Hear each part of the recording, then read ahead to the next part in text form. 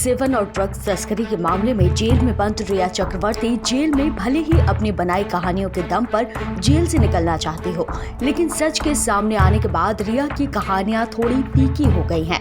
अब तक ड्रग्स मामले में खुद को मासूम दिखाने वाली रिया चक्रवर्ती के घर में छापेमारी के बाद जो खुलासे हुए हैं वो बताते हैं कि इस खूबसूरत चेहरे के पीछे कालापन कितना गहरा है। एक के बाद एक रिया के झूठ अब खुलकर सामने आने लगे। दरअसल एनसीबी ने रिया के घर छापेमारी की, जहां से कई टैबलेट्स, 3 मोबाइल फोन और लैपटॉप बरामद हुए।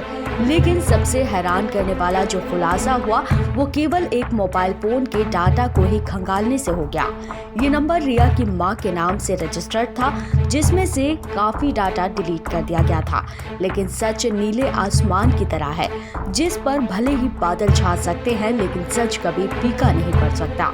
अब रिया के कारनामे इस मोबाइल से खुलकर सामने आने लगे।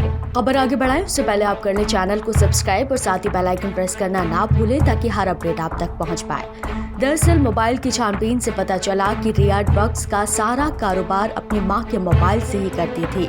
वो ड्रग्स माफियाओं के साथ जुड़ी हुई थी। इसके अलावा दूसरे लोगों को भी ड्रग्स मुहैया कराती थी। रिया के फोन से इस खुलासे के बाद रिया के जेल से बाहर आने के सभी रास्ते तो बंद होते नजर आ रहे हैं। फोन से भी पता चला है कि रिया बड़े बड़े सपोर्ट्स क्लब, यूथ क्लब में अपने भाई और उसके दोस्त की मदद से ड्रग्स बेचती थी, जिसके बाद एनसीबी ने शोभिक के दोस्त को भी गिरफ्तार कर लिया। अब आपको बताते हैं कि कितना अलग है रिया और ड्रग्स का केस। रिया चक्रवर्ती के ड्रग्स का केस सुशांत सिंह राजपूत की मौत के बाद सामने आया, लेकिन इसमें अब बॉलीवुड में चल रहे ड्रग्स माफियाओं का खुलासा होता जा रहा है। ऐसे में आपको बता दें कि ड्रग माफियाओं और रिया चक्रवर्ती का केस अलग है, इसीलिए अब सीबीआई सुशांत की मौत को मर्डर के एंगल के हिसाब से छानबीन कर रही है।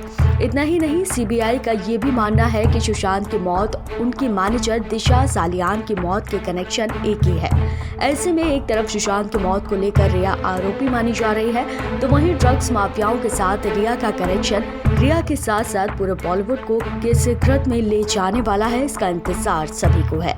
जल्द उम्मीद जताई जा रही है कि सुशांत को न्याय मिलेगा। फिलहाल के लिए इतना ही। ऐसी और जानकारी के लिए आप चैनल को सब्सक्राइब और साथ ही बेल आइकन प्रेस करना ना भूलें ताकि हर अपडेट आप तक पहुंच पाए। आप देख रहे हैं नेट्रिक न्यूज, साहस सच कहने का।